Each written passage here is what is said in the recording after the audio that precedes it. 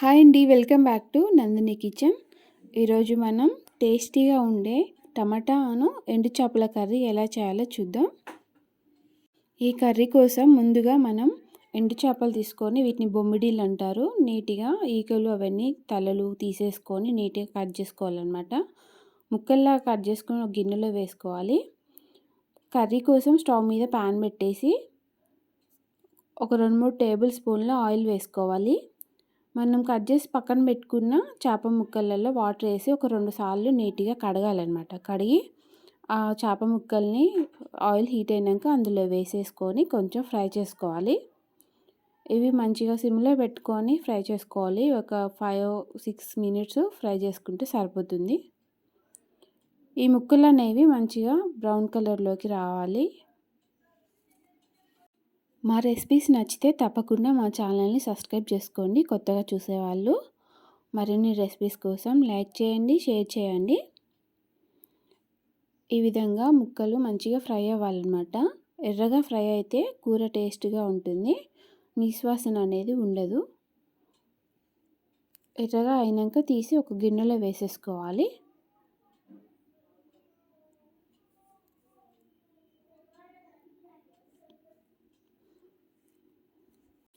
చేపలంటే ఇష్టం ఉన్న వాళ్ళకి ఈ కర్రీ బాగా నచ్చుతుంది. ఈ విధంగా చేసుకుంటే బాగుంటుందన్నమాట. ఇదే విధంగా రొయ్యలు, వెండి రొయ్యలు కూడా ఇలానే చేసుకోవచ్చు. టమాటాలలో వేసుకొని ఈ విధంగానే ఫ్రై చేసుకొని పక్కన పెట్టేసుకొని సేమ్ ఇదే ప్రాసెస్లో రొయ్యలు కూడా చేసుకోవచ్చు అన్నమాట. ఇప్పుడు ఇదే ఆయిల్లో మనం ఆనియన్, పచ్చిమిర్చి వేసుకోవాలి. నేను ఒక పెద్ద ఆనియన్ తీసుకున్నాను, ఒక 4-5 పచ్చిమిర్చి తీసుకున్నాను అన్నమాట. సన్న పీసుల్లా కట్ చేసి ఆయిల్లో వేయాలి.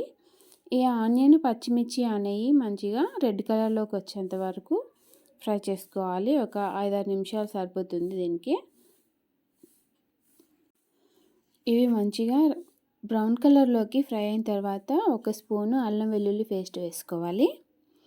1/2 స్పూను పసుపు వేసుకోవాలి. పసుపు, అల్లం వెల్లుల్లి పేస్ట్ మంచిగా అంతా కలిసేటట్టుగా ఒకసారి కలుపుకోవాలి. ఒక 2-3 నిమిషాలు ఫ్రై అయిన తర్వాత మనం తీసుకున్న టమాటా పీసుల్ని అందులో వేసుకోవాలి. నేను 1/2 కేజీ టమాటా తీసుకున్నాను. సన్న పీసుల్లా కట్ చేసుకొని టమాటా అందులో వేసుకోవాలి. పచ్చివాసన అనేది పోవాలి అల్లము. ఇప్పుడు టమాటా ఇందులో వేసుకోవాలి. తప్పకుండా మర్చిపోకుండా మా ఛానల్ని సబ్స్క్రైబ్ చేసుకోండి. ఇప్పుడు ఈ టమాటా అంతా మొత్తం కలిసిపోయేటట్టుగా ఒకసారి కలపాలి.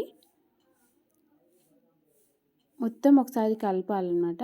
కలిపిన తర్వాత మూత పెట్టుకోవాలి.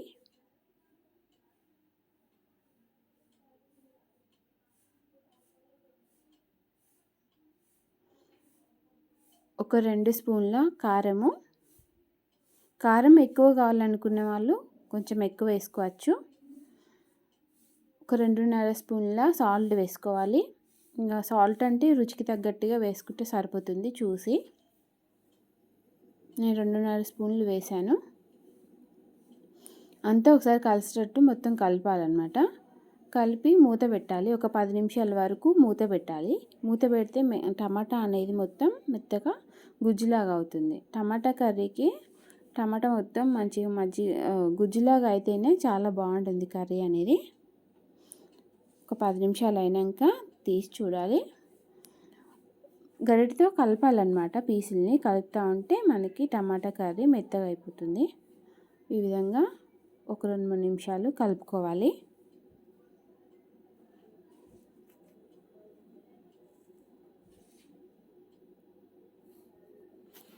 నా ఛానల్ని సబ్స్క్రైబ్ చేసుకున్న ప్రతి ఒక్కరికి చాలా థ్యాంక్స్ అండి. మీరు ఏదైనా కామెంట్ పెడితే ఆ కామెంట్ చదవడానికి నాకు చాలా హ్యాపీగా అనిపిస్తుంది. అందుకే ఎవరైనా సరే ఏదైనా కామెంట్ పెట్టాలనుకుంటే పెట్టొచ్చండి.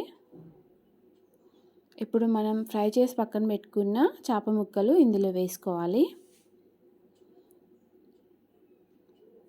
ఇందులో వేసుకొని అంతా కలిసేటట్టుగా కలుపుకోవాలన్నమాట. కలుపుకున్నాక ఒకసారి మూత పెట్టుకోవాలి. కొంచెం కొత్తిమీర కూడా వేసి కలుపుకొని మూత పెట్టుకోవాలి.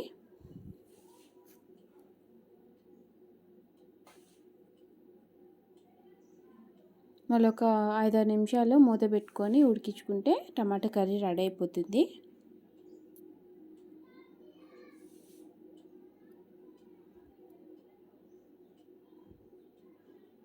ఈ కర్రీ చాలా టేస్ట్ ఉంటుందండి. కాకపోతే కొంచెం వండేటప్పుడు స్మెల్ వస్తుందని, కానీ టేస్ట్ మాత్రం చాలా బాగుంటుంది.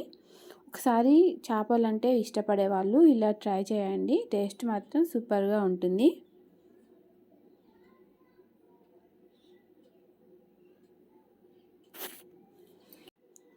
మూత పెట్టుకుంటూ కలుపుకుంటూ తిప్పుకుంటూ చేసుకోవాలన్నమాట.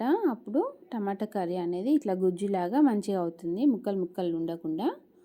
మనం వేసిన చేప ముక్కలకు కూడా ఉప్పు కారం మంచిగా పడుతుందన్నమాట. చేప ముక్కలు వేసినాక ఒక 7-8 నిమిషాల వరకు కుక్ అవ్వాలి, తర్వాత సర్వ్ చేసుకోవచ్చు. సూపర్గా ఉండే ఎండు చేపల కర్రీ రెడీ అండి. మీ ఇంట్లో వాళ్ళకి ఈ విధంగా చేసి సర్వ్ చేస్తే చాలా బాగుంటుంది taste. Thank you for watching అండి. సబ్స్క్రైబ్ చేసుకోండి ఛానల్ని.